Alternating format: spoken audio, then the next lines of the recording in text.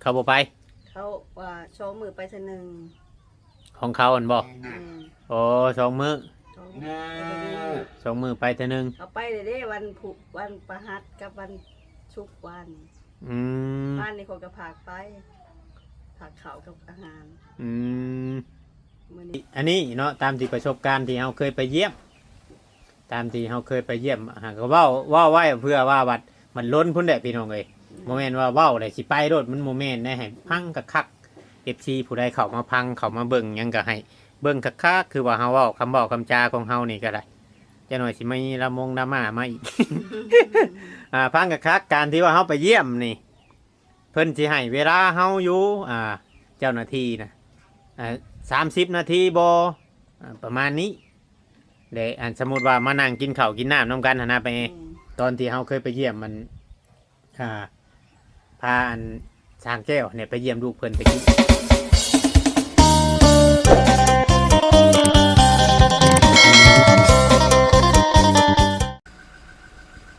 ใช่สบายดีพี่น้องสบายดีพี่น้องสบายดี FC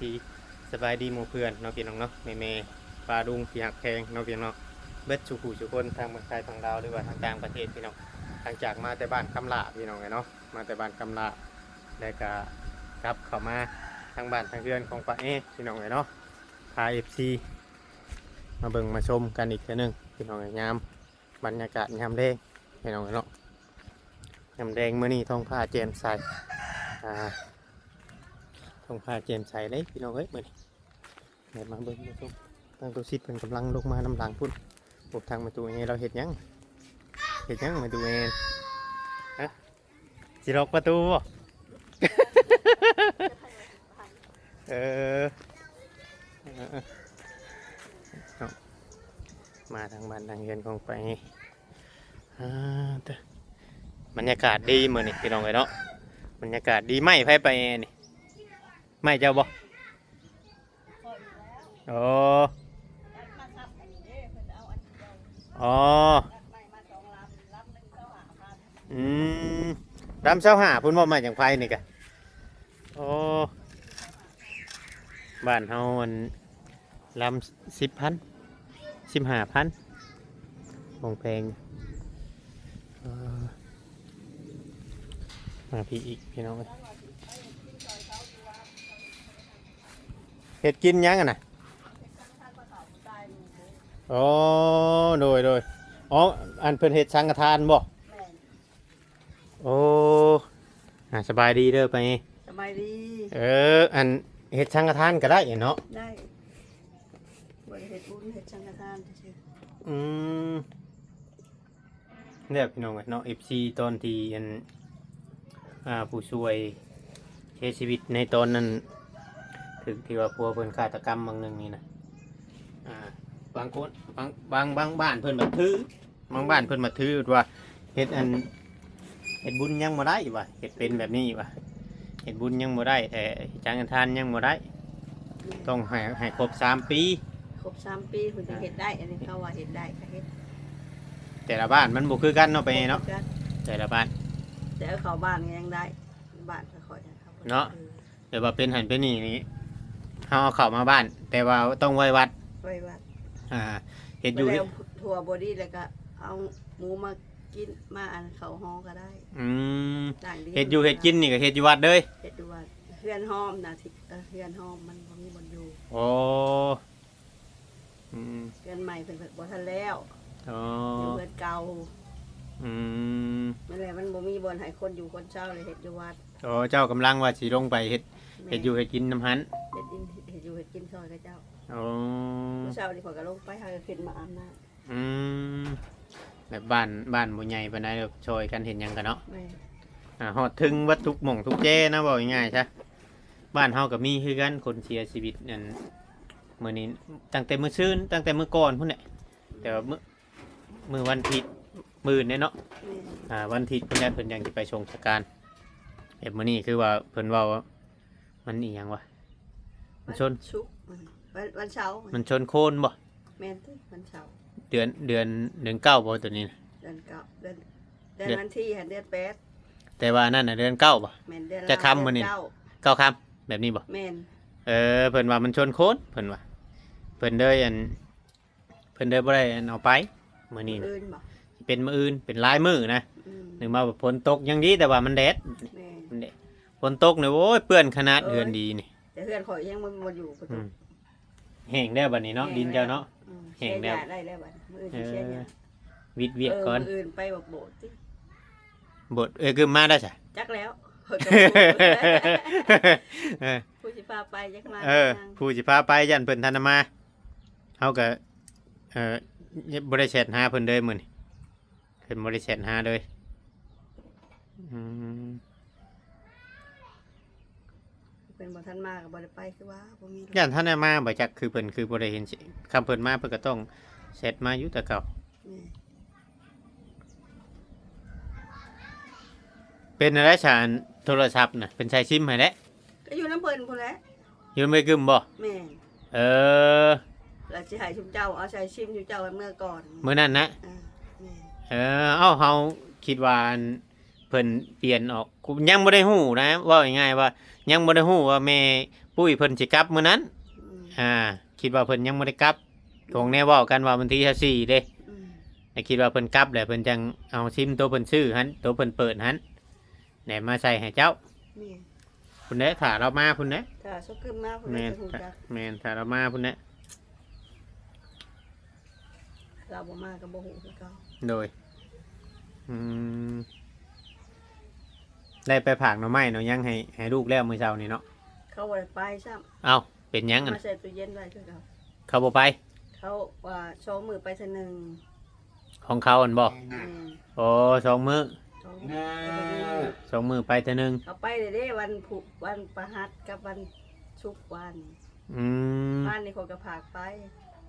พากข้าวกับอาหาร อืม มื้อนี้ละไปเลยเขาว่ามื้ออื่นมื้อฮื้อ โอ้ มื้อนี้เราบ่ได้ไป โดยโอ้มื้อนี้มันเพราะว่ามันเป็นวันเสาร์เนาะ แม่ วันเสาร์วันอาทิตย์คำไปก็เป็นวันจันทร์เนาะ แม่ คำเข้าไปอีกอะนะเนาะ แม่ เออ ใส่ตู้แหวนต้มมันก็บ่เสียดอกเขาใส่ตู้ แม่นแม่นแล้วก็มักกินอยู่บ่หน่อไม้เวลาอยู่นํกันนี่ กินนั่นแหละแกงแห้งมาก เอ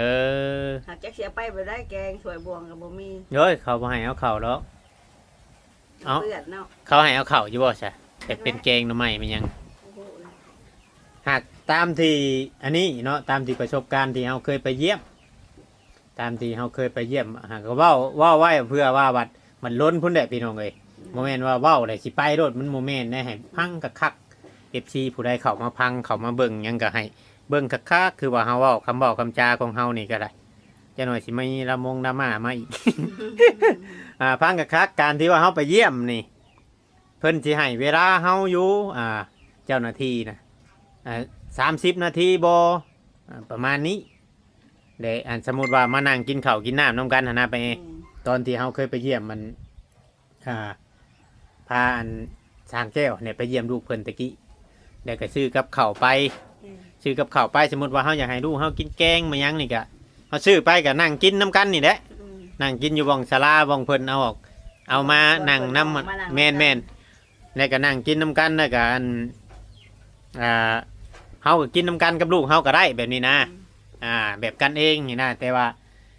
ฮอดเบิดเวลาเพิ่นแล้วก็เบิดเวลาแล้วก็เครื่องคองตัวไรเฮาเอาให้ลูกเฮาเนี่ยเพิ่นให้ลูกเฮาถือไปถือไปอยู่บางห้องบางหยังเขาอยู่หั่นแหละมันสิเป็นแบบนี้บ่แม่นว่า อันนี้มันบ่แม่นอันคนโทษพี่น้องไงเนาะมันบ่แม่นคนโทษแบบว่าเฮาเอาไปผากให้เพิ่นปิ่นปัว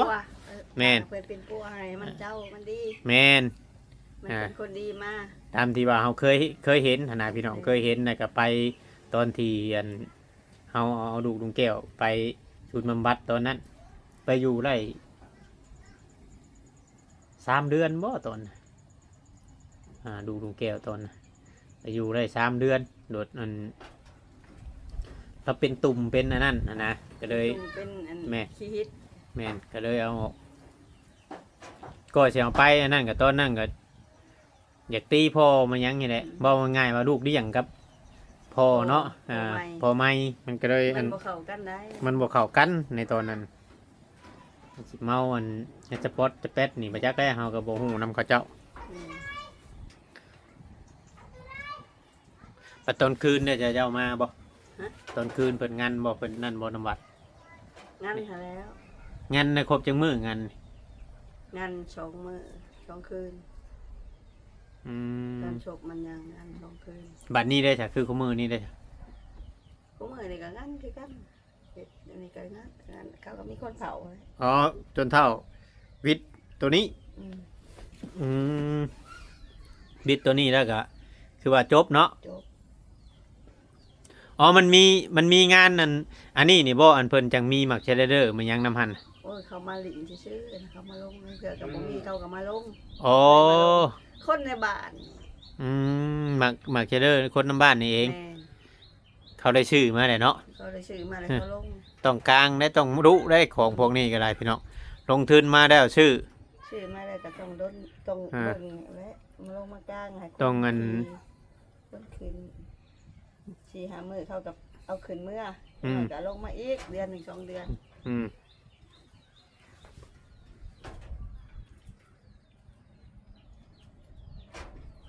เห็นนะบ่ลูกมันขาบไปนะ เห็นนะ เออ แล้วเขาแก๊สพัดลม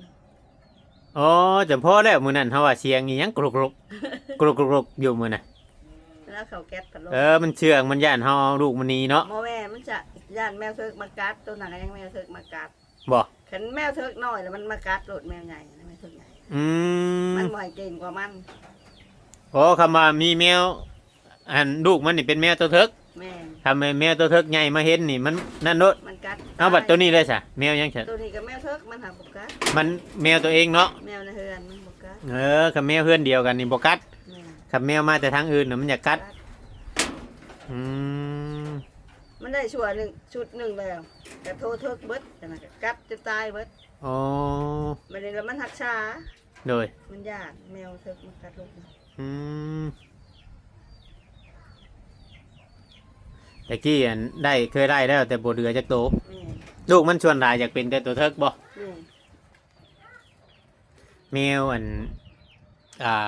แมวแบบไล่แต่มันเอาน้องมันให้นี่เป็นตายอยากเลี้ยงอยู่ได้พี่น้องมันคูนได้ เพิ่ เพิ่น น ว่า ว่าคอยบ่ไปโบสถ์มื้อน่ะคอยก็ได้เลยน้อง อืมสองโตนี่แม่นก็สองน้องเราได้ติ แม่ เออคำว่าอัน ครูหนึ่ง500เพื่อเขาขาย เขาเอาเนาะ เขาบูชาเอา อืม เขาว่ามันแอวเงินคำเขากระเป๋าเขาเอา น้องแมวหันได้ เขาไปสูตรไปยังจากแม่ เอ สูตร อ เป็นครูเก่งๆเขา อืม ไปเห็นเขา ไปสูตรยังคือว่าแน่ผู้บางคนเขาเคยผู้บางคนเขาเคยได้เคยยังน้ำน้องแมวนี่ก็ว่าค้าขายง่ายมือขึ้น บ่เกี่ยวดอก นั่น ข้านก็บ่ได้ดอกข้านขี้ข้าน นะ เกี่ยวกันบ่เกี่ยวกัน แต่เฮาก็บ่ฮู้เหมือนกัน นางในบ้านนี่เลยมาบูชาน้ำข่อยนี่แหละ500บูชาแต่เขาไปเห็ดเอาเองจะเขาเห็ดได้ไรแล้ว เฮาก็ เดี๋ยว บ่ฮู้ ไปหาเงินหากรรมได้มาเห็ดเทือนคุณ เฮามาแต่ตอนเฮาเฮ็ดเฮือนอยู่ให้เขาเจ้าอยู่ใกล้ใกล้พระลานนั่นก็เขาให้เฮาอันหนึง แต่ว่าเฮายังบ่ได้เฮ็ดอีหยังเราให้อันหนึงเราไล่แมวเราไล่อันน้อง แต่ว่า เขาเจ้าบ่ได้ค่อยขายหรอกเขาเจ้าเอาให้แบบคนหักเพลงหั้นนะให้นาราเนี่ยคนหักเพลงกันเนี่ยเขาเอาให้เรากับแมวเรานั่นไล่เท่าไรนั่นได้น้องกูเถือหรอวะแต่ว่าบ่ได้อันเฮาบ่สิอยากความเฮ็ดเนาะบ่เคยได้เนาะเพิ่นเอามาให้แต่ก็มีแต่ว่ามาไว้หิ่งไว้หยังมาห่ออันใส่ผ้าขาวไว้อันนั้นมันก็บ่ได้นะ มาเที่ยวมาเยี่ยมมายามป้าแอเป็นจังไดเนาะ มันก็บ่เฮเนาะฮู้อยู่เนาะ ฮอดเฮาอยู่บ่ เออ ได้ข่าวเมื่อวานนี่ว่าเมื่อวานบ่ได้บ่ชื่นน่ะผักของกินให้ลูกสาวเพิ่นเนาะเป็นจังไดพี่น้องเอ้ยไปเบิ่งไปชมกันนี่แหละตู้ดำกับเขามาก่อนเฮาแหละพี่น้องตู้ดำเพิ่น ตู้ดำได้ชื่อเพิ่นสบายดีเด้อตู้ ให้ดี สบายดีป้าแอโอ้แดดแท้บัดนี้ เด็กเขา เจ้าก็เข้าไปทางในพุทธ เอาครับผมอนุญาตนะครับเออป้าแอป้าแอป้าแอ นี่ไม่ใช่ใคร นี่คือป้าแออืม ก็ละเกือบบ่พอคอยเนาะ เจ้าจะไปใช้ ไปเฮ็ดกินน้ำพระเจ้าบ่พระเจ้าเฮ็ดอันนั้น เรากำลังจะออกประตูได้ข่อยย่างเข้ามาเมื่อกี้นี่ เขาเฮ็ดสังฆทานอยู่วัดเลยบ่ แม่น เบิ่งพี่น้องขออนุญาตบาดคำป้าแอเด้อ ท่านน่ะแม่นนั่น เฮ็ดไม่ให้ บ่ทันดาวเข้ามาช้าอีกหน่อยหนึงช่วงเฮาแวะกินข้าวเนาะ แต่มาวันนี้ได้ให้โทรมาก่อน อืมนี่แหละพี่น้องเอ้ยบ้านใกล้เฮือนเคียงกัน หมู่บ้านมีแต่200กว่าหลัง เป็นหยังมาเฮาต้องบ่ป้าบ่ทิ่มกันเนาะป้าแอเนาะ 200กว่าหลังบ่บ้านนี่น่ะ 150 ห่านบ่ฮอด เอ 200ครับ อ 200 เพื่อนเจ้าได้ว่า200มื้อ คือว่ายาวลงไปฮอดพุ่นอยู่ ยาวอยู่ไม่ทางบ่ฮอด เขายังบ่เข้าชัมโนตัวเลขเบิดบ่ แม่น อืม เขาคนมาอัน คนมาอยู่ใหม่ มาอยู่ใหม่แล้วก็มาอันเด้มาเศร้ามาหยังอันนี้ อ๋อ เศร้าของอยู่อันนี้เขามาเหตุการณ์ อ๋อเว้าง่ายๆว่า มันมีโรงงานแถวนี้ คน น่ะ ละ ได้ ลายอยู่แต่ว่าคนทั้งอื่นบ่เวียง มันเป็นโรงงานเนาะ แม่นมีโรงงานหลายแหละเขามาเศร้า โรงงานยาสูบกับโรงงานหยังก่อนน่ะมา โรงงานยาสูบกับอัน โรงงานกระเบื้องต้นทาง นี่เนาะ ด่าวัน โรงงานกระเบื้องนำนี่เนาะ แม่นโรงงานกระเบื้อง แต่กี้มาเคยแต่เฮ็ดอันทานแต่กี้นี่มีแต่มาขนเอาอันกระสอบปูนอยู่นี่แหละ แม่น เมื่อให้ทาน เบาอันเรามาส่งอันเช้านี่เราก็มาเอาอยู่นี่ส่งปูน กระสอบปูนนั่นบ่ แม่นส่งเก่า เออ เรามาซื้อเอาน้ำเขาเมื่อเช้าทาน มาซื้อแต่ข้าวเฮามาซื้อก็แต่ข้าวกระสอบละ500 แม่นได้ใน1,000บ่ กลัวไปจักเดือน กลัวบ่ปัญหาบ่ ยันแม่นอยู่ บ่เคยซื้อ แต่เขาแถมเขายังอีกนะก็สิมาน่ะเขาซื้อหลายน่ะเขาแถม ป้าแอเบิ่งสิถามป้าแอก่อนคันว่าผู้รักผู้ใหญ่เฮ็ดเฮือนเฮ็ดชาติให้งามคักแล้วเรียบร้อยป้าแอสิขายอยู่บ่เฮือนขายดินขายเฮือน ขายยังขายแล้วสิไปอยู่ไส มีคำถามเนาะบ่ขายนะขาย ขาย ให้ สิ เนาะ ไปอยู่ไส เพิ่นมาเฮ็ดให้ก็ย่อมือได้เนาะไปเนาะ แม่นประเทศไทยก็ย่อมือชุดชอกแล้วเฮาบ่มี นี่พี่น้อง ก็ ได้ สิ เนาะ ขายเฮ็ดเพียง คันว่าขายนี่จะขึ้นจะได้เนาะ จะขึ้นได้แล้วสิไปขายเฮือนขายทานตัวเองไปอยู่ไส บัดบ่มีได้ซะเนาะ บัดบ่มีไปอยู่ไสชันนอนกินได้บ่ ตอน ได้ บ่ ได้ มี บ่ บัด วะ ตอนบ่มีบัดคือว่าขอให้ผู้ใหญ่ช่วยติ แม่น แล้วว่ามีบอลอยู่แล้ว บ่มีแล้ว บ่บางคนน่ะจักว่ามีบอลอยู่แล้ว แล้วบางคน ที่ตัวอัดคำว่าเฮ็ดผู้ใหญ่เฮ็ดเรือนให้ตัวให้ผู้ใหญ่เฮ็ดซื้อๆบ่ เป็นไรขายเนาะ เฮ็ดและขาย เพื่อธุรกิจซื้อบ่จักจ้ะ จักแล้วก็บ่ฮู้ ยันว่าป้าแอนี่มีอยู่แล้วหลังหนึงแต่บ่ได้ถ่ายบ่ได้บอกว่ามีเรือนสิ อืม เห็นว่าผู้ใหญ่อีตนดุตัวให้ผู้ใหญ่เฮ็ดให้ตัว ฉันมันก็ต้องมีคนนำบ้านนี่เว้าได้เนาะไปเนาะ แม่น เขาเบิ่งคลิปเบิ่งหยังนะตุก เอาสมมุติบ่ ข่อยว่าข่อยก็สมมุติขึ้นมานะ เรื่องราวที่มันเกิดขึ้นนะเนาะ แม่น แม่นบ่เวียง แม่น เอ้าคือยกตัวอย่างนี่บ่เวียงนี่ผู้ใหญ่เฮ็ดให้น่ะคือป้าแอเว้าอยู่ อืม คันเจ้าบ่มีเฮือนเจ้าสิขายหยังตุ แม่น เจ้าสิไปอยู่ไสเจ้าขาย แม่น แม่นบ่ป้าแอ แม่น นอกจากว่ากรณีนี่ป้าแอนี่มีเฮือนอยู่แล้วมีเฮือนอยู่แล้วเลยตัวไอ้ผู้ใหญ่เฮ็ดให้ซื้อหลังจากได้เฮือนนี่ก็ขายแล้วมันนี่เป็นเงินบัดนี่ อืม โอ้มันปิดกันบ่ได้ดอกถึง ฮะ ถ้าว่าถึงขั้นนั้นข่อยว่า เนาะ มันปิดกันบ่ได้ลงคลิปไป ดอกไปลง แต่ละมือเนาะ ไปเป็นบ่ได้ดอกแนวนั้น หากบ่มีป้าแอน่ะบ่มีดอกถ้าสมมุติบ่แม่นป้าแอน่ะเว่าเพื้นว่าป้าแอมันกำลังโด่งดังกันเดี๋ยวนี้แหละ มันเป็นกระแสดราม่ากัน มั ให้ เป็กระแสดราม่า แต่ว่าเฮาก็บ่ฮู้ในอันเบื้องหน้าเบื้องดังเบื้องดึกบ่ง่ายๆซะ มันมันหลาย ไม่อยากเว้า มันหลายอย่างพี่น้องเอ้ยตอนนั้นน่ะค่อยสิเว้าสั่นๆก็บ่เวียงสู่พี่น้องฟังหน่อยหนึงเพราะว่าก็มี FC น่ะโทรมาถามหลายว่าฮู้จักบ่เรื่องราวเกี่ยวกับนี่ว่าง่ายๆว่า คือตอนนั้นน่ะมันเป็นการที่ว่าเคสไปเคสมัน เฮาบ่จักหยังนำ ห้ามบ่จักหยังนํ บ่ง่ายๆซะ เพราะว่าผู้ใดได้ทายเลยก็ของมึงของกูพี่ต้องว่าง่ายๆซะแบบว่าหน้าไผหน้ามันน่ะนะ แม่น บ่แม่นหน้ารวม แม่น แต่ผู้ใดที่เฮ็ดหน้าใดก็เฮ็ดหน้าทงนั่นนะบ่สิเปรียบเทียบที่ซะเนาะ เด้อ เปรียบเทียบที่ซะสิไผสิเฮ็ดหน้าใดก็เฮ็ดในหน้าทงนั่นเนี่ยเฮาก็เลยบ่ฮู้จักนํมันเป็นดินไทยดินมัน บ่ขอก้าวกายซะเนาะ ขอเข้าได้แต่ว่าในกรณีที่ว่าขายนี่แค่เฮาบัดเฮาก็เฮาถ่ายไปเฮาก็ถามไปลิ้นในส่วนของเฮาเด้บ่ขายเด้เนาะไป บ่ขายเลย ขายเฮ็ดหยังเนาะผู้ใหญ่เฮ็ดให้ ผู้ใหญ่เฮ็ดให้ โอ้ สิขาย เพื่อสิได้เฮือนหลังหนึง